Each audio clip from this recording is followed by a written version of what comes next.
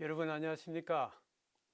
오늘도 지난 시간에 이어서 2022년 제1기 교과 히브리서 그 두 번째 시간을 시작하도록 하겠습니다.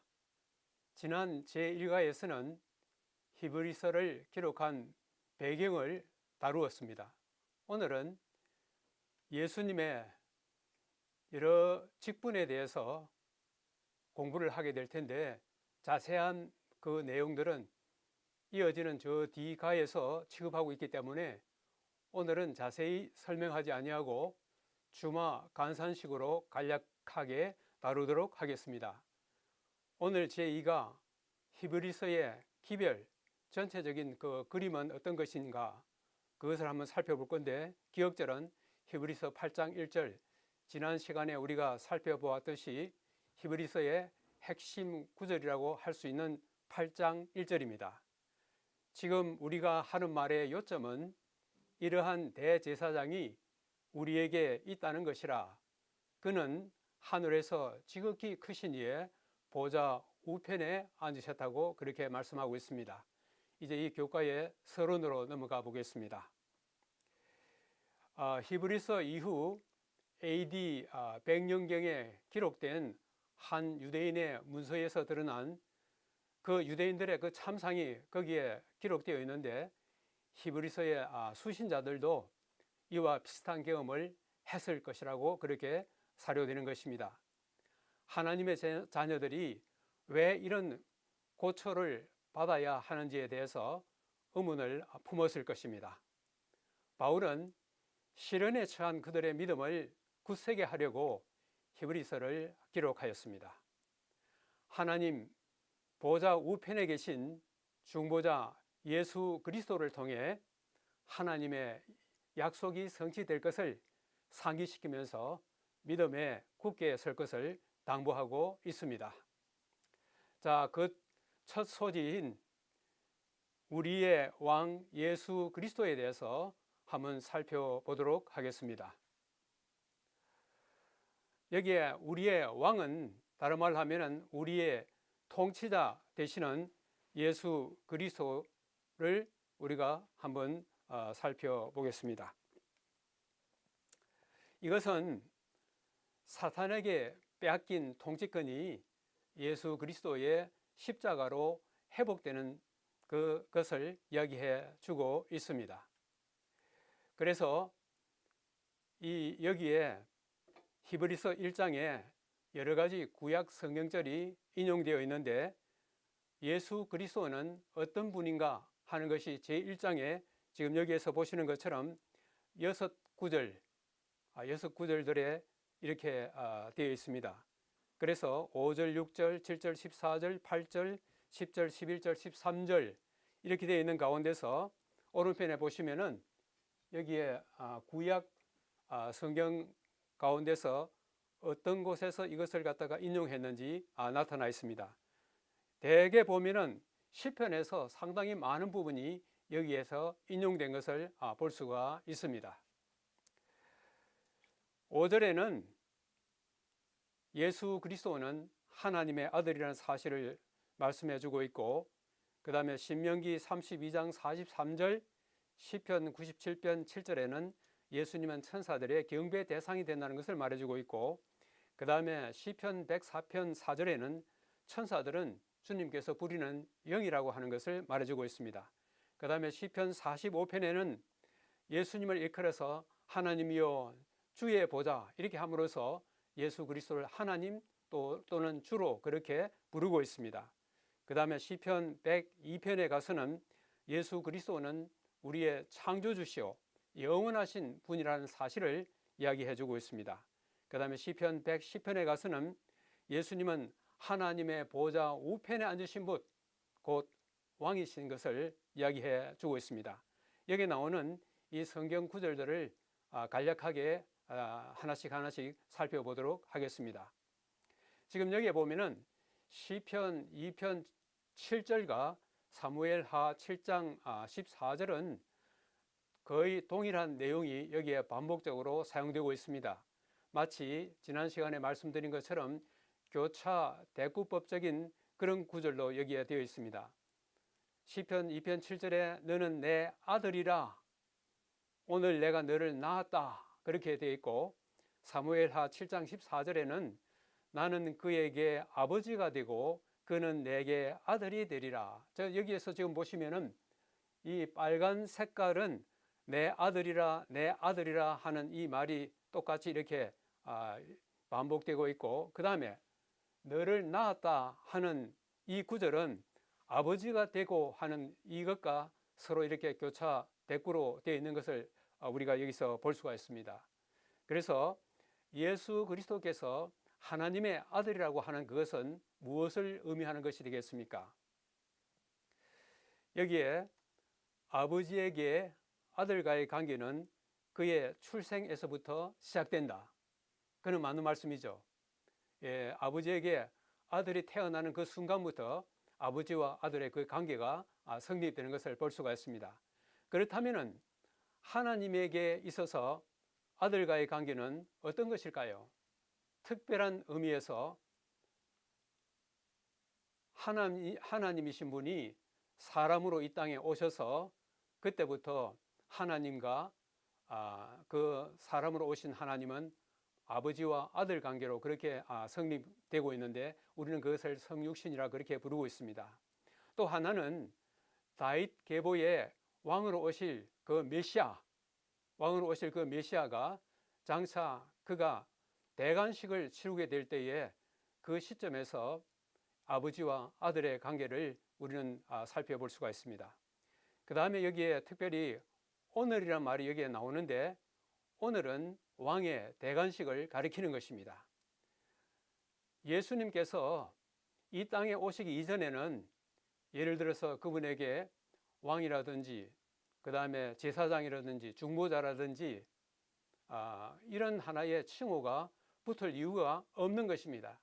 그런데 이런 칭호가 붙을 수 있었던 것은 예수님께서 이 땅에 오셔서 사람이 되셔서 십자가에 돌아가시고 그 다음에 승천하신 후 위엄의 보좌 우편의 왕으로 등극하시고 그 다음에 대제사장으로 취임하시는 그 시점이 바로 오늘이라고 하는 그 말씀에서 찾아볼 수가 있는 것입니다.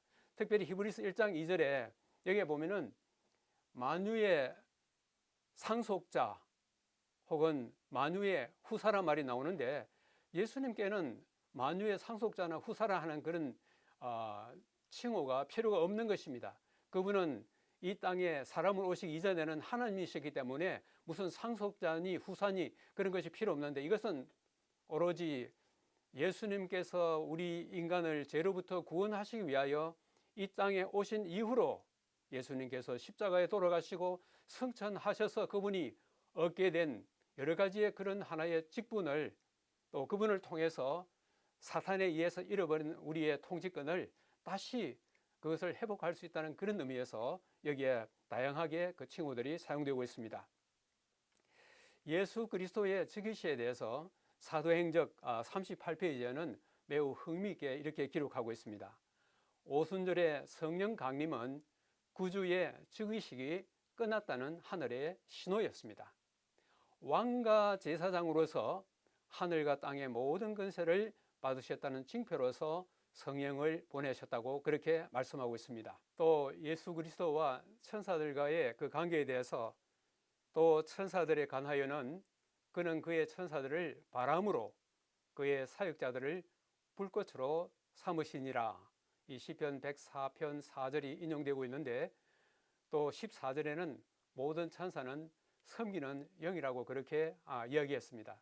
그러므로 우리가 신약 성경 가운데서 골로새서에 보면은 거기에 사람들이 천사들을 섬기는 그런 하나의 천사 숭배 이야기가 나오는데, 피조물 가운데 가장 높은 존재가 천사들인데, 그 천사들과 예수 그리스도를 비교했을 때 그들은 단지 예수 그리스도께서 부리는 하나의 영에 지나지 않는 것을 이야기하고 있습니다. 그 다음에 또 8절에 가서는 아들에 관해서는 뭐라고 말씀했냐면은 하나님이여 주의 보좌는 영영하며 이렇게 이야기했습니다. 그 다음에 10절과 11절에 가서는 주여 태초에 주께서 땅에 기초를 두셨으며 하늘도 주의 손으로 지으신 바라. 여기에는 예수 그리스도께서 창조주 되심을 이야기하고 있고 오직 주는 영존할 것이라 영원하신 그리스도에 대해서 말씀하고 있습니다. 그 다음에 13절에서는 어느 때에 천사적 누구에게 내가 내 원수로 내 발등상 되게 하기까지 너는 내 우편에 앉아 있으라. 이 내 우편에 앉아 있으라 하는 이것은 위엄의 보좌 우편의 왕으로 예수님의 등극 사실을 여기서 말씀해 주고 있습니다. 여기 히브리서 1장에 예수 그리스도를 이렇게 도표로 요약하면 이렇습니다. 예수 그리스도는 하나님이시고 그분은 창조주이시고 그분은 왕이시고 그리고 그분은 천사들의 경배 대상이 되고 있는 것입니다. 자, 그런데 여기서 한 가지 신명기 32장 43절을 거기에 마소라 텍스트라고 하는 우리 히브리 성경에 가면은 그 말이 나오지 않습니다. 여기 보시면은 너희 민족들아 주의 백성과 즐거워하라 이렇게 나와 있어요. 그런데 이 히브리 성경에 이 신명기 32장 43절이라기보다는 여기 말하는 시편 여기 97편 7절에 가면은 너희 신들아 여호와께 경배할지어다 이렇게 되어 있어요. 그런데 사도 바울이 그가 여기에서 인용한 것은 히브리 성경이 아니라 그 당시에 디아스포라 팔레스틴 이외에 흩어져 사는 유대인들은 히브리어에 대해서 잘 알지 못했기 때문에 그 당시에 널리 사용되었던 히브리어를 헬라어로 번역해 놓은 성경, 우리가 흔히 70인역이라고 그렇게 이야기하고 있습니다. 그 70인역에는 바로 오늘 히브리서에서 인용된 하나님의 모든 천사들은 그에게 경배할지어다 하는 말이 나오는 것입니다. 그래서 우리는 여기서 볼 때에 사도 바울은 히브리 성경에서 그 말씀을 인용한 것도 있겠지만은 이 70인역에서 많이 인용한 사실을 여기서 우리가 볼 수 있게 되는 것입니다. 자, 그래서 여기에서 이 히브리서의 구약 인용 방식을 크게 두 가지로 우리가 볼 수 있는데, 하나는 문학적, 역사적 방식으로서 신약의 기자가 구약을 인용할 때 구약에 있는 것과 동일한 문맥과 의미로 인용하는 방식입니다. 그런데 오늘 70인역에서 인용하는 이런 경우에는 어떤 방식이냐 하면 바로 이것입니다. 페쉐르 방식이라 그래가지고 신약의 기자가 구약을 인용할 때 종종 그는 원래의 역사적 문맥을 무시하고 대신 그의 신학적 목적에 맞게 구약을 인용하는 것입니다. 가끔 그는 마소라 본문 외에 사본에서 택하여 그의 기록 목적에 맞추는 것입니다. 우리도 우리의 신학적 목적에 따라서 성경절을 아무렇게 이렇게 저렇게 할 수 있는가? 우리는 그렇게 할 수 없습니다. 왜냐하면 모든 성경은 성령의 감동하에 된 것이기 때문에 이 성경의 기자들이 기록할 때는 성령의 이 지도하에서 그렇게 했기 때문에 우리가 그것을 본다 가지고 우리도 뭐 내 목적에 맞게 성경 구절을 이렇게 저렇게 그렇게는 할 수 없는 것입니다. 그 다음에 여기에서 이제 우리 교과에서 여러 성경절을 여기 이야기하고 있는데, 하나님의 약속의 성취가 다윗에게 언약하신 그 하나님의 그 약속이 예수 그리스도에게서 성취됐다는 하는 사실을 여기에서 쭉 이렇게 1번부터 5번까지 이렇게 나타나고 있습니다. 여기에 다윗의 그 계보를 통해서 마침내 메시아로 예수님께서 탄생하는 이야기가 나오고 있고, 특별히 마태복음 27장 37절에는 유대인의 왕이시라고 하는 사실을 말하고 있고, 그 다음에 계시록 5장 5절에는 그는 유다 지파의 사자라고 하는 사실을 말씀하고 있습니다. 그래서 여기서 중요한 것은 무엇이냐면은 우리의 왕이신 예수 그리스도는 우리가 죄로 인하여 사탄에게 잃어버린 그 통치권을, 이 오른편 이 그림이 저는 이거 참 굉장한 의미가 있다고 생각하는 것입니다. 바로 이 용의 머리를 십자가에서 못으로 완전히 이 용을 갖다가 멸망시키는, 그리고 그 통치권을 회복하는 그 순간을 여기에 이야기하고 있습니다. 그래서 제 1번 소지에서는 바로 예수 그리스도는 이 우리의 왕으로서 하나님의 보좌 위엄에 우편에 앉으신 왕으로서 그분이 장차 어떤 일을 하실 것인지, 그리고 십자가를 통해서 어떤 일을 하셨는지를 우리가 살펴보았습니다. 그 다음에 두 번째는 우리의 중보자 예수 그리스도입니다.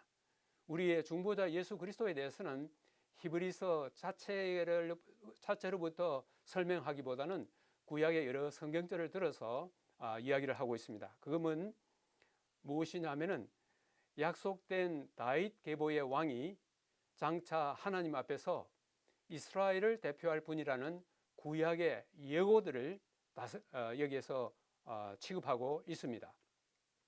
그 여기 보면은 이 하나님의 약속이 쭉 이렇게 나오고 있는데, 출애굽기 4장과 사무엘 7장에서는 이스라엘은 나의 장자이다, 또 다윗의 씨를 통해서 나라를 견고히 하시겠다는 하나님의 계시가 여기 나오고 있습니다.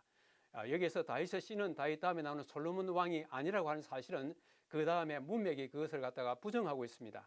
그 다음에 신명기 12장에는 안식을 이스라엘 백성들에게 약속하셨고, 그 다음에 사무엘하 7장에는 이스라엘이 한 곳에 정착하게 될 것을 이야기했습니다.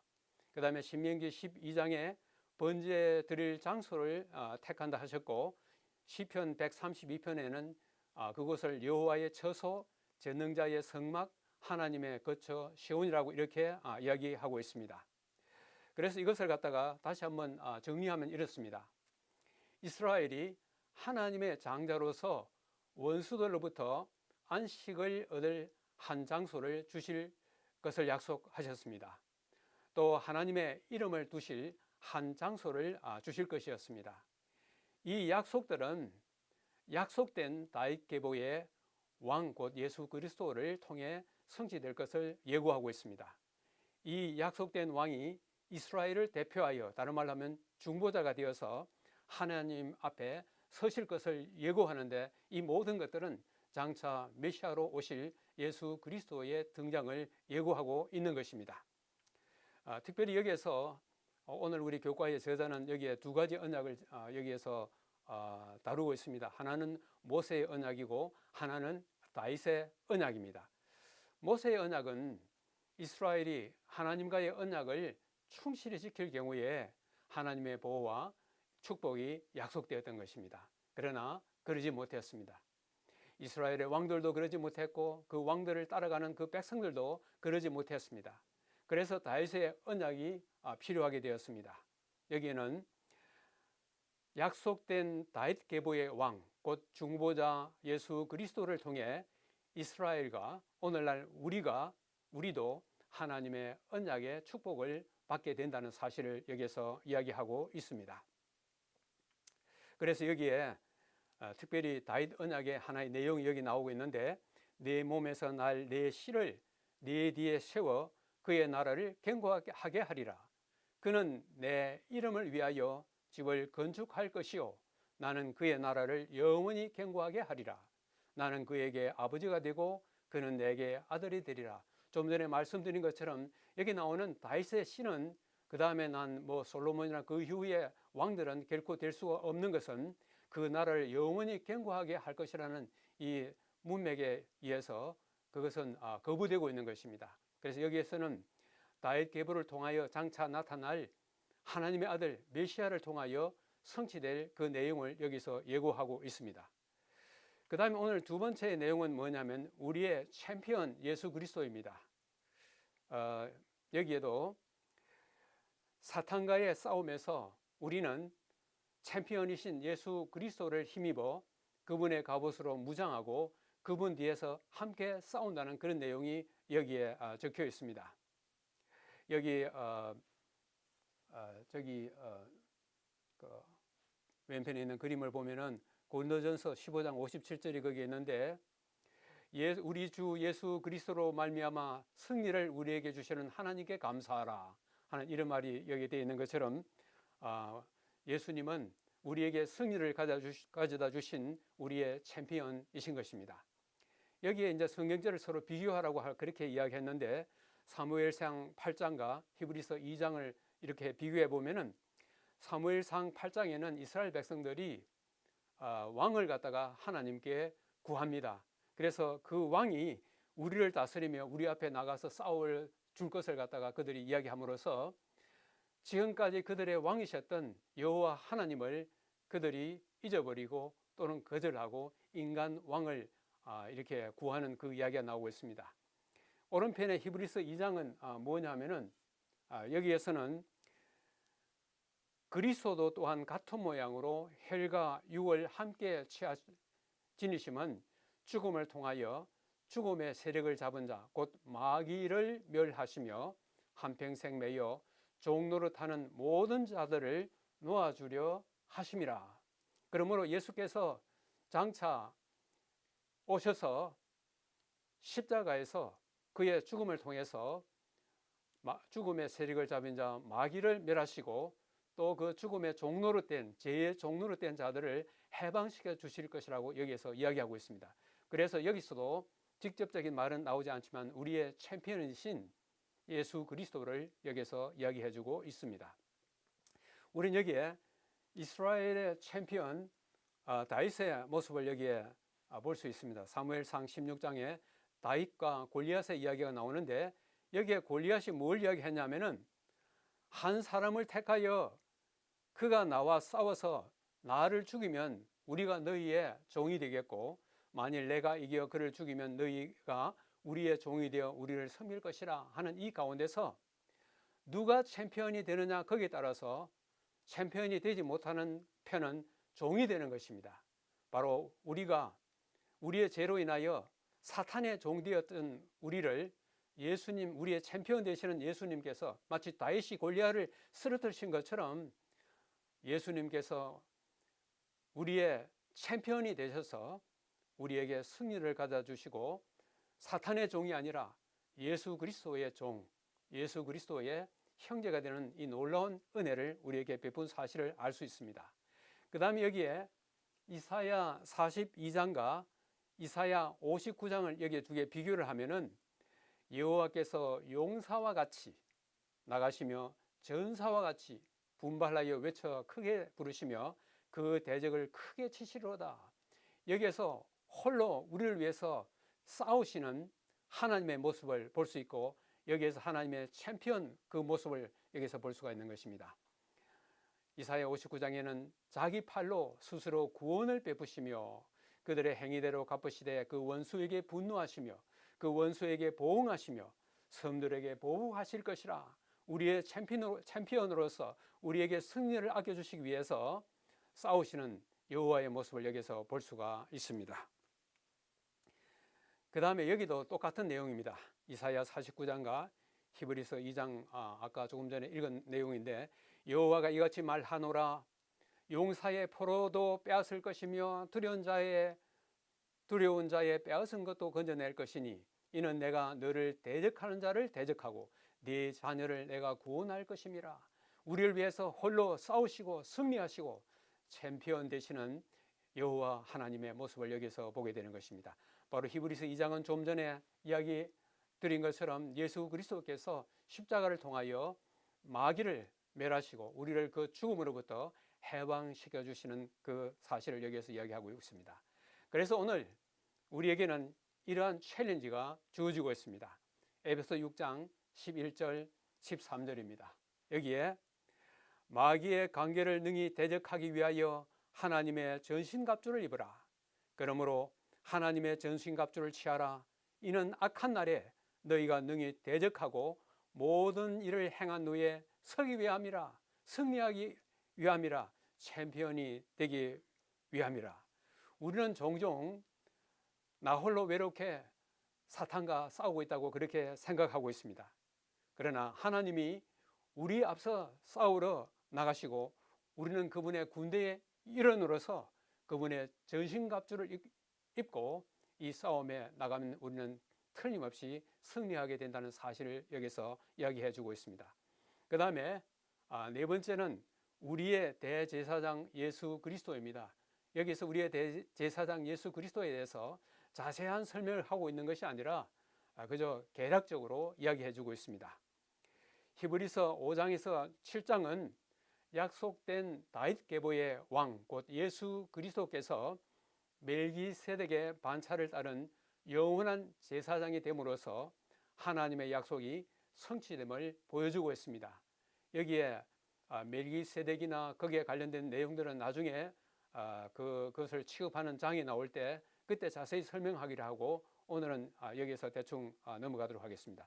여기서는 예수 그리스도의 대제사장 자격에 대해서 자세히 논하기보다는 구약 성경에서 이 제사장들 혹은 대제사장이 어떤 일을 했는지에 대해서 취급을 하고 있습니다.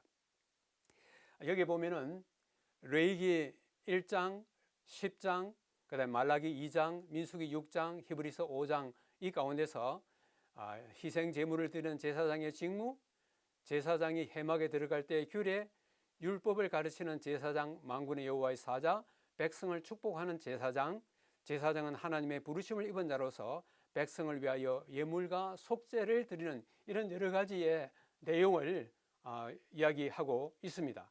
그래서 여기서 특별히 제사장의 3대 직무는 바로 이러한 것입니다.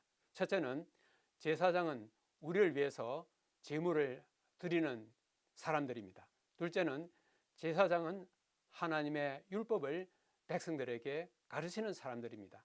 그리고 세 번째는 제사장은 여호와의 이름으로 백성을 축복하는 그런 책임이 있습니다.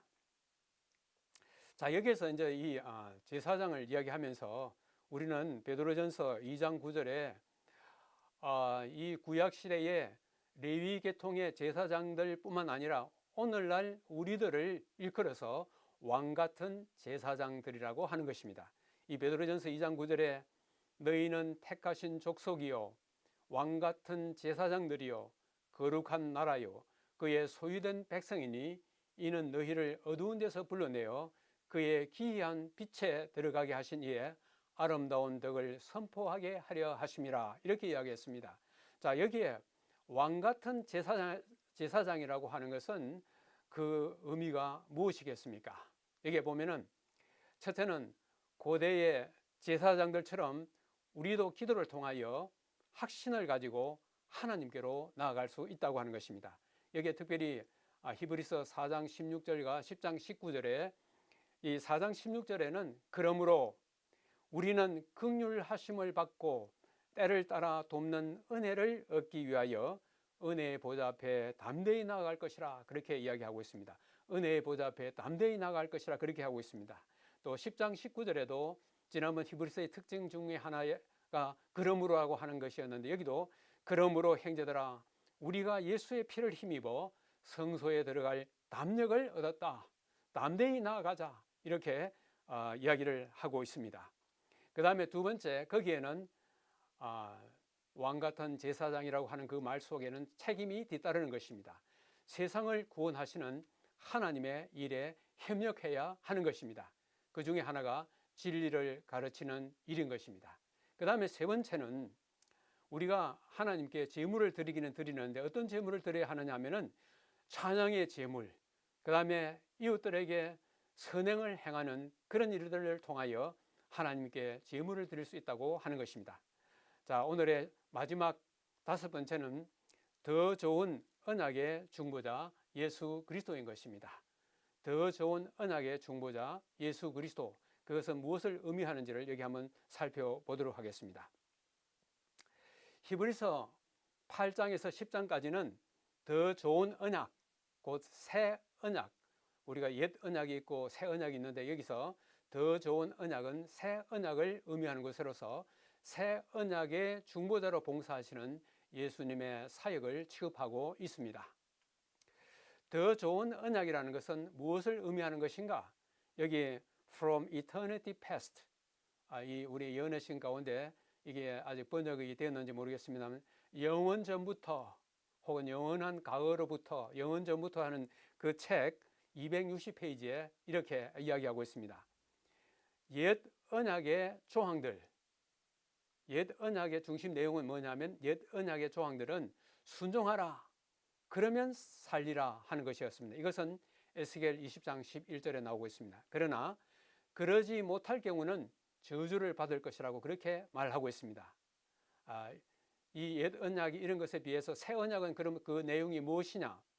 새 언약은 더 좋은 약속들 위에 세워진 것인데 그 좋은 약속들은 무엇인가? 곧 용서와 하나님의 은혜의 약속인 것입니다. 이 언약은 곧 예레미야 31장 31절과 34절에 나와 있는 내용인데 내가 그들의 악행을 사하고 다시는 그 죄를 기억하지 아니하겠다고 하는 것입니다. 우리에게 있어서 가장 중요한 것은 바로 이 죄의 문제를 해결하는 것인데 옛 언약을 가지고서는 우리가 거기에서 피할 길이 없는 것입니다. 그러나 새 언약을 통하여 우리의 죄가 용서될 뿐만 아니라 다시는 우리의 죄를 기억하지 않으실 것이라는 하나님의 은혜가 이 속에 포함되어 있는 것이기 때문에 더 좋은 약속이라고 그렇게 표현되어 있습니다. 그러니까 여기서 잠깐 옛 언약을 우리가 한번 잠깐 살펴보면은 여기에 우리 그림에 보면은 옛 언약과 새 언약이 여기에 나와 있습니다. 옛 언약은 밑에 보면은 율법의 의라고 그렇게 되어 있고 여기에 새 언약은 그리스도의 의라고 되어 있습니다. 그런데 옛 언약 하에서는 요 밑에 영어로 뭐가 있느냐 하면은 여기에 보면은 우리가 정죄를 받고 그 다음에 우리는 그것을 통하여서는 완전을 이룰 수가 없다고 하는 것입니다. 그러나 그리스도의 의를 통해서는 우리가 하나님과 화목하게 되고 우리도 믿음으로 말미암아 의롭게 되는 그런 일들이 여기에 되어 있습니다. 그래서 여기에 옛 언약 또는 그것을 새 언약, 신해산 언약이라고 그렇게 이야기하고 있습니다. 옛 언약은 장차 올 좋은 일의 그림자에 지나지 않습니다. 곧 새 언약에 대한 하나의 그림자 역할을 하는 것이 바로 옛 언약이라고 하는 것입니다. 이것은 예수께서 장차 하실 사역을 예시하는 것입니다. 그 다음에 두 번째는 뭐냐면은 하나님은 옛 언약을 통해 미래 곧 예수님의 사역을 가리키고 있는 것입니다. 그러나 이스라엘 백성은 그것의 계획과 목적을 갖다가 놓쳐버리고 말았습니다. 그 다음에 세 번째는 하늘 아버지는 예수님을 대제사장으로 임명하심으로써 옛 언약이 고대한 것에 불과했던 것을 성취할 새 언약을 발족시킨 것입니다. 요 밑에 있는 이 성경절 히브리서 8장 7절은 저 첫 언약이 무흠하였더라면 둘째 것을 요구할 일이 없었으려니와. 그런데 여기서 우리가 한 가지 오해하지 말아야 할 것이 있습니다. 그것은 뭐냐면은 옛 언약도 혹은 첫 언약도 하나님께서 주신 것입니다. 하나님께서 주신 언약이 흠이 있다면 그것은 뭔가 잘못된 것입니다. 여기에서 흠이 있다고 하는 것은 첫 언약의 그 하나님과 이스라엘 백성 사이의 그 계약에 있어서 이스라엘 백성들이 그 언약을 파기함으로써 결국은 흠이 생기게 된 것입니다. 하나님 원래의 그 언약에는 아무런 흠이 없었습니다. 여기에 옛 언약의 제사장들과 새 언약의 제사장들이 나오고 있는데 죽을 수밖에 없는 죄인들이었던 제사장들은 대제사장 예수님을 상징해 줄 뿐이었습니다. 그들은 예수님께서 행하신 완전을 제공할 수 없었고 하늘 성소의 모형과 그림자인 지상 성소에서 봉사하였습니다. 지금 여기에 이 오른편 그림을 보시는 것처럼 하늘 성소에서 봉사하시는 우리의 대제사장 예수님과 그 다음에 지상 성소에서 봉사한 아론 계통의 제사장들을 여기에 비교하고 있는데 지금 그거 뭐냐면은 이 아론의 제사장직을 통해 가지고서는 우리에게 불완전함을 가져다 주지 완전함을 가져다 줄 수 없었습니다. 그러나 예수님께서 우리의 대제사장으로 봉사하는 그 일을 통해서는 우리에게 완전함을 가져다 줄 수 있는 이런 하나의 차이점이 있습니다. 그 다음에 성전 봉사와 제사장 직분에 대해서 시대의 소망 165페이지에는 이렇게 이야기하고 있습니다. 성전의 봉사는 하나님의 아들의 희생을 표상했다. 제사장 직분은 그리스도의 중보의 성격과 그의 사업을 나타내기 위해 세워졌다. 희생제도의 전반적인 계획은 세상을 구속하기 위해 구주께서 죽으실 것을 예표하였다. 결국은 지상 성소의 모든 것은 예수 그리스도께서 우리의 대제사장으로서 그분이 장차 무엇을 어떻게 하실 것인지에 대한 하나의 상징과 표상에 불과하다는 사실을 여기에 이야기해 주고 있습니다. 그래서 오늘 마지막으로 제2가의 내용을 요약하면은 예수 그리스도의 직분은 이렇게 이 도표에서 보는 것처럼 예수님은 우리의 왕이시고 우리의 중보자 되시고 우리의 챔피언 되시고 우리의 대제사장 된다는 이 여러 가지의 예수님의 직분을 여기서 이야기해 주고 있습니다. 이것들에 대한 자세한 내용들은 이어지는 그 교과들에서 이것을 취급하게 될 것입니다. 그래서 오른편 아까 그림은 조금 전에 보여드린 것처럼 아론의 제사장 직분을 통해서 또 그들의 봉사를 통해서는 우리에게 완전한 그 완전함을 가져다 줄 수 없고 대신 예수 그리스도께서 우리에게 완전함을 가져다 줄 수 있다는 것을 오늘 여기에서 이렇게 교과를 요약하고 싶습니다. 아무쪼록 한 주일을 지나는 동안에 이 제2가에 등장하는 예수님의 여러 가지의 직분을 생각하시면서 용기와 힘을 얻는 그런 한 주가 되기를 바라면서 오늘의 모든 강의를 여기서 마치도록 하겠습니다. 감사합니다.